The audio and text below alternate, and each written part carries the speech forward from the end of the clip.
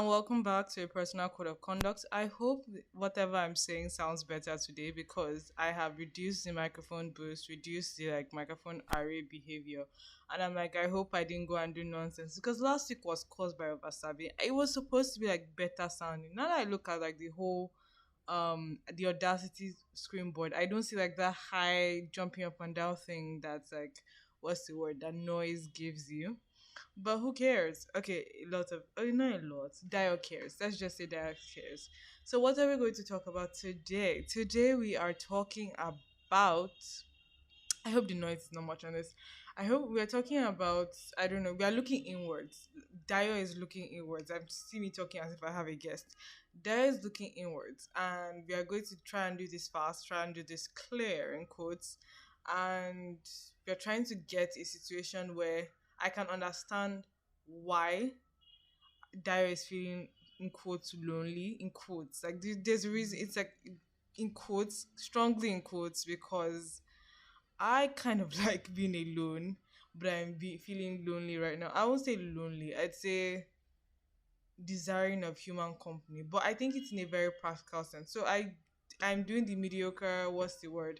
The mediocre going through different what they call that thing again, articles. See me forgetting words because I don't know. Today just feels awkward and weird. So we'll be going through different articles. One article is on why do people get into um romantic relationships generally. It wasn't necessarily a romantic one. Then what is romantic love? And the last article is what does real friendship feel like? So we'll get on. Let me just check if the audio wasn't shit before we begin. So it has been decided that I need a fucking new connector, which is like yeah, because I'm going to get the whole. I'm currently using the connector, but I don't know the it's determined to disgrace me. So let's just operate with the assumption that this whole thing is working. It will continue working and it won't mess up. Then if it doesn't end up working, then yeah, we'll continue like that. So I'll be going through an article by Robert Najemi, and it's titled "Why Do People Enter into Relationships?" And the first thing goes, in order to create conscious love relationships, we need to understand the motives and needs which cause us to form relationship, which is why I'm here. Like this is the reason of the purpose of Dio's journey into this article. This is turning into a reaction style podcast. There are many levels of needs and desires which we seek to satisfy in our relationship, whether be it with a spouse, parent, or friend, or child, which is also so like this. I would consider this whole reaction to this article or and the other articles if we ever get to that point because I have a feeling that I'll have a lot to say. Is understanding that fuck which child is screaming mommy. I hope this mic doesn't pick it up. It probably will. Um is understanding that this is a personal code of conduct and I'm going and trying to find answers in quotes. Okay, one thing to find the answer is another thing to find it like and implement it. But then again, if the answer is not actionable or implementable, then is it really an answer? Like you truly haven't found the answer for yourself because laziness is not an actual thing. There's always a root cause. So let's look at number one. One of our most basic needs is to feel secure. We feel more secure and safe when we are with someone. I've heard people who fear being alone at night in a remote house admit that they feel safer even if there's an infant or a cat with them. Obviously, this infant or cat will not protect them from danger. We can see how important it is for us to feel safe with someone else. When I looked at the word security, I wasn't thinking in the context of like safety and afraidness. I'm looking at the context of dying alone. Like obviously, like your friends have to like create. I'm talking about in the context of romantic relationships. Practically, I don't think it makes any sense for like you to be even if you're asexual. Like I don't know if I doubt if I am asexual. I highly doubt that. My wife will sure say no. Um, but like I'd say that people don't want to be alone. I by people I mean Dio. Dio doesn't want to die alone. And to get that possibility of not being alone, you probably need another human being who can stand your behavior and your general freaking outedness of existing. So that is my own concept of security: the desire to not. Technically, we are all dying alone, but the desire to not come home to an empty house. Like That's the key thing about coming home to a house in which that is inhabited. It's not I necessarily want to be around that person 24/7. You just know that there's another human being in this house. This is not just like an entity of emptiness and other vibes. So that is my own definition of security and why I desire like a long term romantic relationship, because you can't just you can move in with your friends, you can have that vibe, but like in our society, in our culture, it's the only a romantic relationship that is obligated to stay with you in a house. But then again, I know older people who have no children, who have or even have children but live far away, who come home to like a lonely house. But I think it's not really a lonely house because they have neighbors. Kind of. I don't know, it's confusing and weird. But they know that they have people they can call.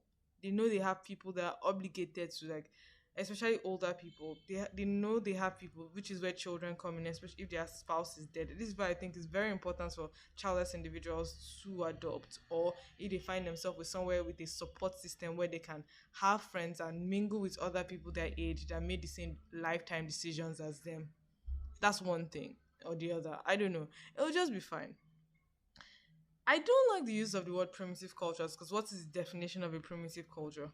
But then again, it's everything on the internet. Everything is cancelable and annoying. So human beings don't have sense. Sometimes I'm like, throw the entire species away. Let's go on to actionable number two.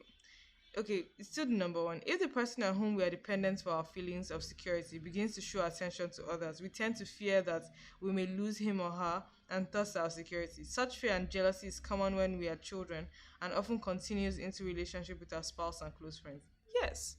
But you need to, that's why the objectivity of understanding that people are separate entities. I know that it came late to me because I had this whole, I've mentioned it several times, childish phase of like believing I'm the only awesome entity on this planet. I had my phase. But like understanding that humanity is like a group. Humanity is a group of individuals and a movement is like a group of certain beliefs. The fear, you just have to accept that the fear will come. It's not something to fear because it is inevitable. Like, yes, you, and that's another reason why I do like the concept of marriage and romantic commitment. Like, you're literally writing a legal contract to me that you behave in a certain manner towards me. So like that is as secure as shit can get. But like with friendships, like sometimes people might just vibe with other people more than you. Sometimes you just have to accept that you're a tier two friend, and so you just have to accept that you're not ready to take that step, that extra effort to become like this person's tier one. You're not ready to listen to their worries every day, to be there for them every day. But sometimes you need to understand that if you want somebody, you want to pour everything. I understand that. I remember having this, I wasn't a conversation. I remember listening to this random YouTube video, and where she was like, adult friendships are just for people to come together and pour stuff on each other.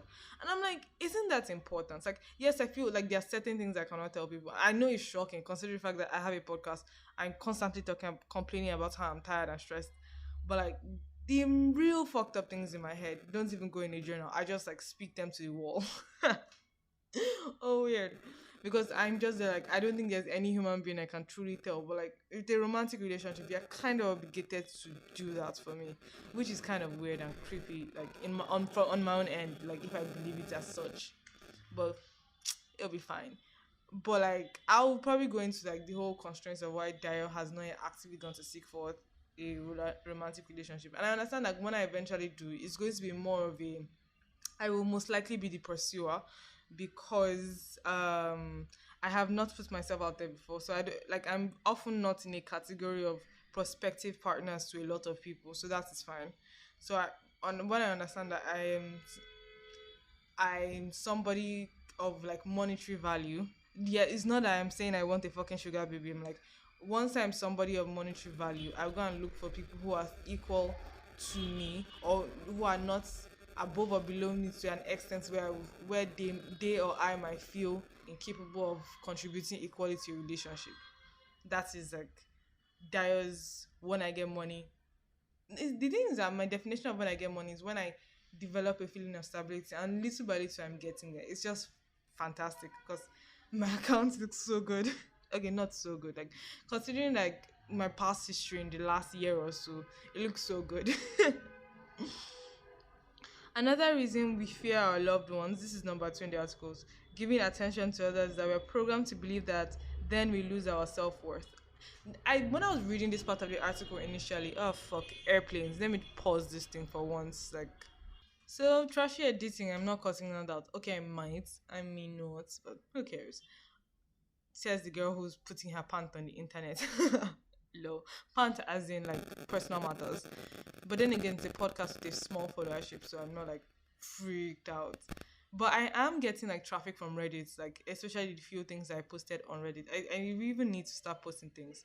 So let's go back to another reason why we fear our loved ones giving us. Now, I was talking about how I personally feel my self worth is not attached to like certain kind of human beings. I feel like with the development of parasocial relationships, that a lot of people are like attaching their self worth to the people they find like valuable on the internet, find important to them, find like it gives them a whole vibes, give them the energy in quotes. I should do more of these article readings. I know it's just like a random rambling, but I'm like, yeah, this reaction article readings is probably going to be like my thing. Because it gives me like a relative amount, an outline without an outline, a direction without a direction. I get to react and talk about my personal thoughts about this issue. Now back to the article. I don't attach my self-worth to like the internet. Yes, I know this is from somebody who has a podcast, kind of lazy about posting on the YouTube channel.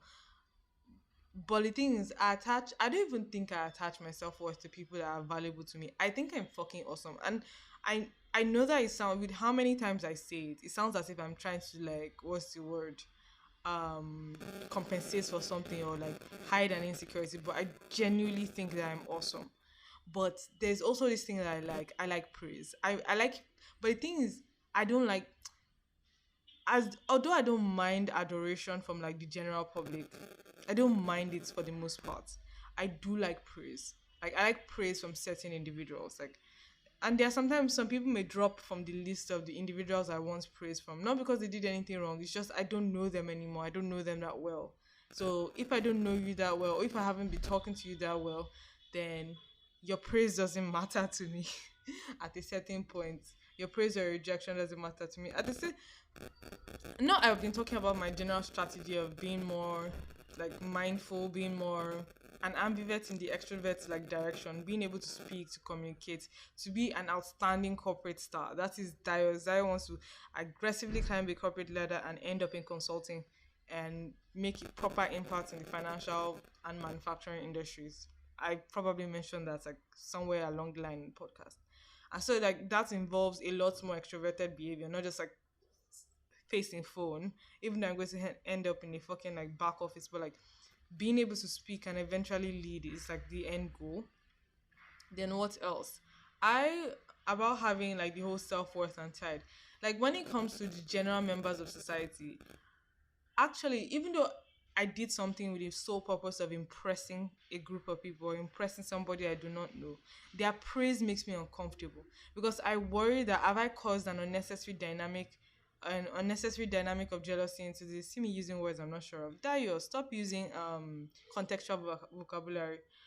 So it's like you going through this entire situation where you're just there like um where you're just there like you want to respect people, you want to impress, you want to stand out, but you want to keep the vibe of the dynamic calm. You don't want to cause you no when you there are individuals where you're just there like I think a perfect word would be in like a perfect sentence, a perfect descriptor would be like the way it is in their Xiangxian novels. Not in Xiangxian novels, like when they're describing a genius. There are certain geniuses that you're like, oh fuck it, I don't respect you. I don't like up and coming people like that are pushing their way up and you're like who the fuck is this one? But there are some people that are so far ahead that you just consider that this is their natural place in the ladder. This is their natural place in society.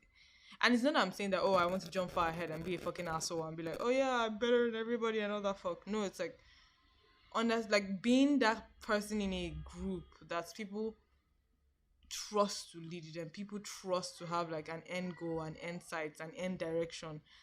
But like I also understand that that stuff is very like burdening. But if I want to get to where I want to go to, that is something I have to accept. Now I know this is off points, but where it ties into the whole concept of like me, my self worth not being attached to other individuals, in the sense that when I'm being praised, even though my purpose of this conversation or sounding a particular way was to impress you, when I don't know you, your words do not hurt. Like I see me hissing constantly. Like your words do not hurt, and I don't see it as meaning. It's like yes, it's the expected reaction that I want, but when it gets too much, I start to wonder: Are you singling me out in this group, or do you genuinely think that way of me? So I think I have to grow in a proper emotional intelligence manner where I can properly recognize when somebody genuinely thinks something of me, which is something I'm trying to grow. But like, more to be reading non-fiction is just stress. Oh my god. Even fiction gone. I feel like my brain has been dumbed down by the Zia novels, has been dumbed down by fan fiction. I can't even read like high quality, high fantasy anymore. Like, what the actual fuck? So that is the one about self worth. But I do like being praised. And I think I currently have an individual focus and I feel kind of weird. I hope they never find out that they're my current individual focus where I'm just sending them things that I do, things that I've created, and I'm like, praise me. Oh my god, it's just fucking cringe. But like, who knows? They may not necessarily, and sometimes my individual focus is not necessarily tied to gender. Like sometimes it's my female friends, sometimes it's dudes that I'm not necessarily attracted to. Sometimes it's dudes that I'm very attracted to and I don't know why. Kind of it's weird. But like I currently have an object of praise, which is weird. It has been a long time since I've had somebody that I'm like, here, look at what I've done, praise me now. Oh my god, I feel so fucking 16. I hope this thing is not incredibly low. Wait, who cares? Let's go on to number 3. Another powerful attractive force in the formation of relationship is the need for affection, physical or sexual contact. Now, my own idea of intimacy is I like to think I'm a giver because I like to spoil people that I like. Whether I think you're hot or I think you're just like a cute friend, I like to spoil people and I think that's one of the reasons why I'm so obsessed with like getting rich. Like I remember this one particular Yoruba movie where this one it wasn't a Yoruba movie. But I just saw the scene, and when she was just there like mo fẹ́ treat ẹ, mo fẹ́ báyé ẹ jẹ́ pẹ̀lú owó, and I was just like yes, I want to do that to somebody. I want to treat them. Like even when I think about like myself in a sexual context, I do find myself as more of like a giver. Not like, oh god, this is not something that should be on the internet. Ignore that. Ignore that. Says Daya, she's not going to say this is out. If something truly bothered me, I'd carry my lazy ass off and edit it out. But still. So my desire for intimacy, but the thing is, I always have this like drop behavior. Like if I can get an excuse to get away from somebody, I would. Like I was having a conversation with somebody yesterday, and I was the one pushing the. I know I was the one driving the conversation forward, like pushing it. Like I have a tendency to continue to extend the conversation. I don't like to be the one that ends the conversation. I don't know why I don't like it. I just don't like it. I don't like being the individual that ends the conversation. I want you to be like, yeah, it's been fun, but I'm tired. Bye. But like I get tired so early. Like ignore the fact that my voice is getting very continuous, very outspoken, very high, and I'm talking about my dreams and passion. And to be honest, there are some things that I wish I didn't tell somebody because I can be very because I'm aggressively pushing the ambivert narrative. I have nothing to say except like things about myself. So I always try to push back when I realize that okay, I know very little about this person, but I've told this person my entire existence because I'm trying to extract a conversation from this individual. Though I do, like I said, I have a whole ass podcast. I like the sound of my own voice. Yes, even in the last week where it sounded all shuk shuk shaka shaka, I like the sound of my own voice. Yes, and I'm also currently freaking out because this thing sounds too smooth and close to flatline, but it'll be fine. I hope so. And if it's not fine, it'll be another week of mediocre podcasting. Because I'm so not good at this thing. Um, so we've covered that. The giving and receiving of affection and energy is basic to our physical and emotional harmony. Yeah. Another reason we form relationship is to create familiar emotional exchanges that we experience as children. We are often subconsciously attracted to someone who will sooner or later behave like one of our parents. Wait, what? Wait, what? No. Okay, kind of. Kind of. Yes. Ah, fuck. I just realized I'm kind of attracted to like withdrawn, boring dudes. Okay, not boring, just like dudes that keep most of their worries in their head. And I'm like, Ah, fuck, this is a bad idea. This is a very bad idea. This is a very bad idea. And I just realized for friends, for female friends, I'm also attracted to women. Like for female friends, the reason I try to like outline that I'm straight is because um my friendship, I can be very like in your face when I'm your friend. So like it won't shock me if like a couple of people outside that friendship be like, okay, this person is very intensely into me. This is freaking me out. And I'm like, I'm sorry. I'm just very intense with people that I like. Like, whether or not my end purpose is just be like, cute human, here, have my stuff. Or cool human, here, have my stuff. Or hot human, I totally kind of want to screw you. Shasha, I'm very intense. But the thing is now, the final step, I hardly ever take it because, oh fuck, maintaining friendship is a pain. But I am trying to push myself forward. But I keep attracting people who are just like me, but our schedules don't match. And I'm like, what the actual fuck, man? Next, less frequently today than in the past, some still may choose a spouse who is socially superior in order to gain prestige and power through disconnection. Like we all have our random ass allergy fantasies, like we all do. Like of course, like yeah, even me that wants to get money and take care of somebody, we all have our random allergy fantasies. Like let's take it out of there. But like I don't see it as something because I want to be respected as an equal in a relationship. And for that to happen, especially in a third world country like Nigeria, even if I do, let's say, even if I marry a very wealthy businessman and if I'm successful enough in my career, it's not going to matter that this person is incredibly wealthier than me, even if they pay for everything, because I'm successful in my own rights. And I know that it's not I plan for a relationship to fail, but I know that if a relationship fails, I'm well able to take care of myself or any children that has resulted from that relationship. That kind of vibe, that energy, that smooth vibe. See me recording stuff on stereo. I was told that you should, for a basic podcast, you should record things on mono, but like it'll be fine. It'll be fine. Then next, two people may decide to form a relationship because of common interests. Yes, yes. But I'm also kind of not really attracted to people who like the same things as me. Okay, I am. Not is things. I try to find somebody I think is fucking cool and try to get them to like the stuff that I like. And when I'm using the term attraction, it's not necessarily like romantic. Like, yeah, they like the same things I like, but not everything I like. So it's like we always have like a connection to start with. Then I'm trying to push things to them. But I'm like, if I'm not willing to accept things they push onto me, then I should shut the fuck up about my own. See me talking very dramatic and fast. Um, a primary force in bringing people together is marriage in the subconscious or conscious desire to create and care for children. Through children, we manifest our continuation. We offer to society human potential for the future. We also frequently seek to gain self affirmation through their achievements. Yes. But like I see myself, no, I remember I had this entire conversation about exploring voluntary childlessness as a young African woman, as a young Nigerian woman in quotes. And things, mine is looking at the way Nigeria is going. Yes, I am optimistic. I do not think the refinery is going to blow up, and I think our currency situation is going to resolve itself by the end of next year if we can get our international spending in check. And it's just a one-way street of foreign currency entering into our waters. Because to be honest, Mama, I don't want my new improved salary to go down and all of a sudden I'm worth in dollars the exact same thing I was earning a couple months ago. Like, God forbid. Yeah, no. But like there's that. That is just being optimistic.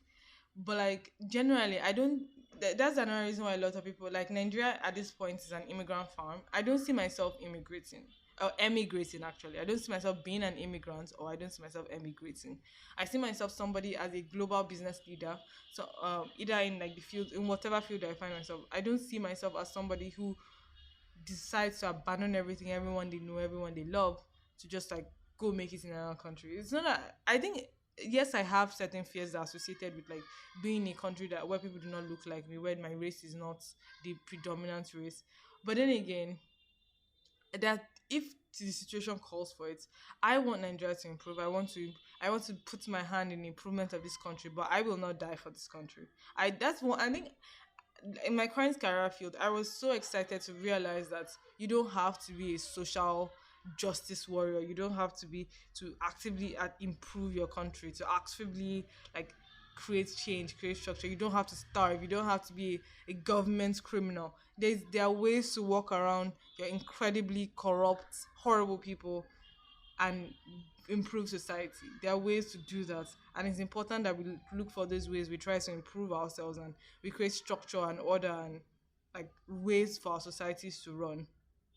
Basically, I want to my country, but improve my country, but I don't want to starve or like be on the run or be tortured or be worried that any child that comes out of me will be a horrible existence. But there's another thing that I also want to look at is like I I I think I don't even remember the exact words. See there, this is a personal code of conduct. Something is supposed to like rise up out of you and you keep the words in your mind. But it was something about understanding. Yeah, it was antinatalism. I have a very antinatalist mindset, even though I feel like eventually I will have children. Either by pressure of societal pressure or the constant fear of loneliness and death. But even though I still understand that children do not have they are individuals on their own rights, and there are many adults who have children who are lonely even when they are around their children. There are many elderly people who do have children, but they are unfortunately very lonely. Ah, fuck, another airplane. I hope this thing doesn't pick it up, but like I doubt if it did. If it does, mediocre.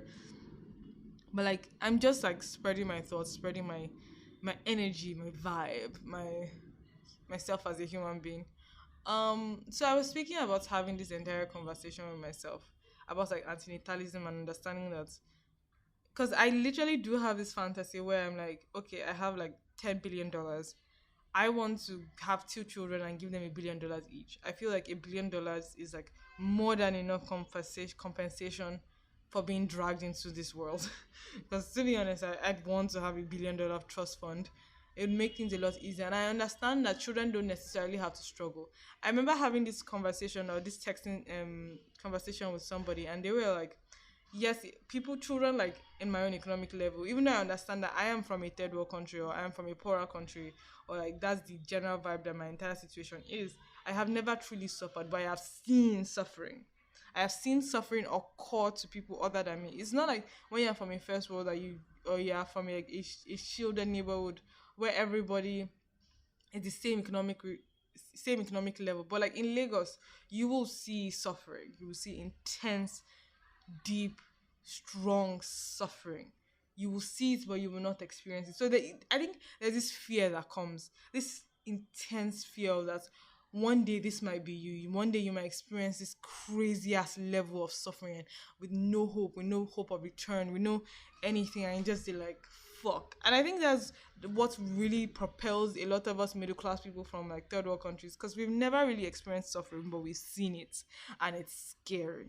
And that fear that I'd one day break down and not be enough is something that the I'd have a child and not be able to provide for it, whether accidentally or like on purpose. I'd have a child, and I think that's the constant fear I kept on having when I was in like time when I was in my previous place of employment. I was like, time kept on ticking. It felt like now I'm going to be 24 in January, and I'm really excited for that. Like I'm still worried about like getting through the graduate training program, getting through the training program, and like scoring a high mark, and not like being the first ever human being to fail a training program, or be the first ever human being to not get into a program that was specifically designed for you. I that is still a fear, but like I'm excited for January. I'm excited for like true new beginnings, and I think I'm probably going to properly call that a personal code of conduct in like a season two. Yes, after like fucking like 60 something episodes, that is going to have a season two. I'm even surprised at my own consistency week in week out, even though I have still gotten to the point of like lacking an outline. But I feel like that my lack of outline, it talks about it talks about like it makes it less reflective, because an outline gives me the vibe that I am here to educate you.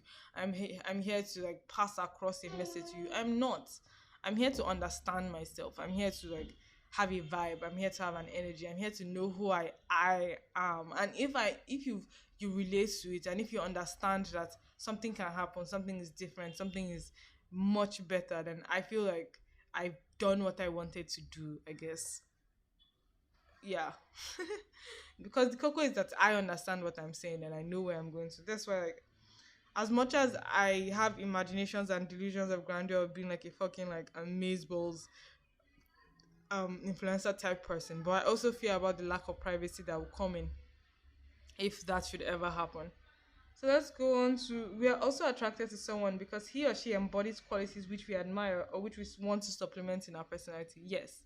A lot of individuals that I wouldn't say imagine myself like building a long term like relationship with, whether friendship or like romantic. There are individuals that I wanted. I remember this one dude when I was in like, was it NYSC or something? I thought he was pretty cool. He had his entire life together. He seems to have a track. He seems to have a purpose, and that was something that I felt like if I continually spoke to this human being, wow, I'd be able to push myself forward. I'd be able to like improve myself. I'd be able to understand myself. I'd be able to like go forward and be awesome.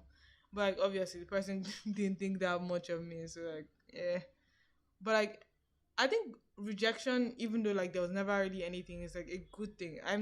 I feel I am very capable and very confident in like confidently like accepting a rejection of like whatever advances I'm putting forward, because I understand that like a lot of people may not necessarily be into you, and so I feel like eventually my final relationship will be one of practicality, unfortunately, because I can be annoyingly needy, but like I don't think so. Like, because I also have this, I'm tired of talking, even though I'm the kind of person that drives the conversation into the ground till, because I don't know, I just feel like if we have a conversation, does it have to end? That's my own like take. Um, Another factor to which some might feel has played a role in their coming together is that of fate of destiny. I am a firm believer in the concept of romantic love is a choice. You chose to love somebody. Like anyone that you're just there, like, oh, okay, okay. Like I'm totally attracted. Like, yes, there are lots of people on the streets of Lagos you want to fuck. Like, yes, the human beings are hot. Like kind of. Eh, we have our moments where we're gross. But like you need to understand that you chose somebody to love, you chose somebody to build something with.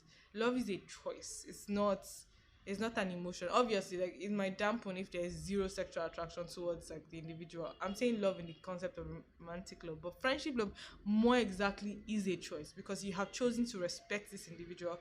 You have chosen to egg them on, you have chosen to motivate them, you've chosen to move them forward, you've chosen to encourage them, you've chosen to hope for their happiness, for their success, for their hope. And to be honest, at a certain point I feel familiar love is also a choice, because you have chosen to understand this individual. You've chosen, first and foremost, if you're the parents, you've chosen to bring them into the world. So like a lot of people don't have familial love in their like households, because people, they don't even consider the fact that they brought a human being. They just feel like, oh, this is a I'm I'm experiencing mitosis and this is an extension of myself, and this person is not a real human being. Unfortunately, some people are just like assholes like that, unfortunately. Okay, I just wanted this thing to go up to see if the mic was truly working. um I'd say that understanding that your child is an individual. I know, like, I'm incredibly afraid of like bringing an individual, but like I don't really understand the concept, because to death we will go. Like death is the final, may not necessarily be the final destination, but like the end of the earth is like death, whether it comes to us short or long. So I think I've reconciled with like my general guilt of the possibility of me bringing a human being to this planet. I'm like, "But you're going to die, and that's okay. So am I." And yes, you may have like an entire existential dread breakdown, and it might happen to you young, it might happen to you old, but like I hope to have like the appropriate tools to provide you with like a comfortable stay on this earth, a comfortable stay where you are confident of your own choices, where you're confident of your own self, where you can genuinely look at yourself and like, I think I'm fucking impressive, because I think I am. Like I think I'm fucking impressive. Like, yeah, there are things I want, but like I'm confident in my humanity. So there's that. And I think the human race is pretty cool. So me being confident in my humanity is like, yeah, me being confident that I'm pretty cool. What else? These intense feelings seldom remain in the strength that they first felt. This infatuation will need to evolve into pure love, respect, and admiration. Yeah, oh yeah, this stuff just repeated what I just said in my head without reading it. Um, you will notice that we have not mentioned love as a reason for coming together. This is because true love is independent of needs. The love we feel in most of these situations is an attraction which is created because one receives something from the other. I remember having this conversation with a friend. At least she was a friend, now she's an acquaintance. It's not like we had a fallout, we just like stopped talking. So it's like she was talking about how I was trying to say like love is not necessarily selfish. And she was like, you always want something for the other person. It's manipulative in its like in its very existence. And I was like, not necessarily. Do you feel that your desire for their company is a manipulative existence? Yes, it's something you want, but I don't think it should be put in the same category of you want their body or you want their money or you want there are other like yes, they're all basic wants that you want from that other person, but it's something that they can benefit from. At least you try to make yourself an individual they can benefit from. Um, so that is the entire. Okay, that's not the entire article. Yeah, the person had a long ass conclusion. So let's look at the end of the conclusion. When two individuals agree that they mutually want to grow into greater self knowledge, love, and spiritual development, wonderful transformations can occur in their relationship. These changes might not be immediate nor without conflict, pain, and efforts, but ultimately they are worth the efforts. Aww, aww. But I think that's like the whole point of like relationships, yeah. Like understanding that I have chosen to be with you, whether in the context of like in a colleague, in a like in a partnership, in a business partnership. I've chosen to start a business, to go through tears with you, have fears with you. Then another thing, in a romantic relationship, I've chosen to come home to you because I don't think in your business partner, even though you might go through a lot more like horrible conditions with them than you go with your spouse, but you don't come home to them. Like you don't go home to them and be like, yeah, this is my human. This is the person I'd never leave. The way this thing is so tiny is bothering the fuck out of me. But like when I played it before, it sounded right. So like I hope so. Like whatever. So enough with the why do we enter relationship. I think that basically covers, but I think I want to focus on like friendships. I remember having a resolution, was it like this week or a couple of like weeks ago, where I was all like, I want to like be there for my friends because I attract similar people to me, people who keep a lot of stuff in their head. Yes, I know that to my friends, I attract people who are like me, but like much deeper into that space than I am. So like to them, I am the talk. But like I know, like especially when I'm dealing with people who genuinely are well adjusted and like have this balance of extroverted personality, that I'm like quite a recluse. Is that the correct word? Like I'm quite like internalizing of a lot of things. But like among my friends, because I tend to attract a lot of introverted individuals, so I want to try and encourage like people to be ambiverts, like the people I know to like to push. Like it's not that I think it's time for us to take risks. It's because we are getting older. I don't want to be the asshole, but like we're getting older. We're all getting fucking older, and we should have to like look at ourselves. We should have to look at ourselves and be like, it's time to take risks, it's time to set foundation so that we can be with each other comfortably and we can comfortably call each other at certain periods. Like even though we are busy and be like, set a date on a calendar and be like, yes, this is a day where we're friends together, where we're together. And I think that'd be fucking awesome. So what else? This one is completely about friendship. What does a real friend feel like? I want to use this article to relate to like create a game plan on how I'm going to like get my friends to like get their shit together. It's not like they don't have their shit together. I have a lot of friends who really have their shit together. See me using the word friends. I have like because to be honest, I'm a tier two friend for most of these people because everybody has like their person, but like I don't know if I want to take the extra effort and become a tier one friend.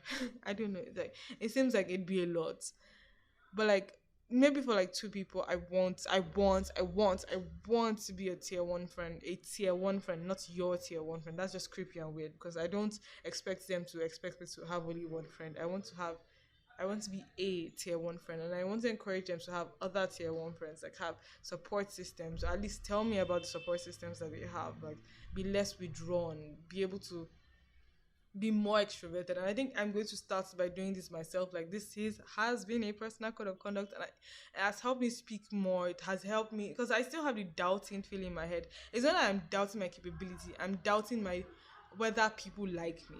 Yes, I'm doubting my ability in a room to accept like for people's acceptance. I doubt that a lot. Yes, I overthink that, but I'm not doubting my capabilities. I think a lot of the time of me doubting my capabilities, or me worrying about failing something, I worry about a freak accident. Like rather than me just not being good enough, I worry that one day I'd have diarrhea and I do not get up to the cutoff mark. Oh my god, the shame. But it'll be fine. And I think that's all I have to say. It's been like what, 40 minutes? I tried. So it has been a personal code of conduct. I don't really have like music I want to like recommend and stuff, but like it's be fine. Have a productive week. I'm going to continue saying that. I'm keeping that from my whole old place of work. So like yeah, it's been dire and it has been a personal code of conduct by also I use Anchor to like put the background music. But then again, I hope this thing sounds good. Bye.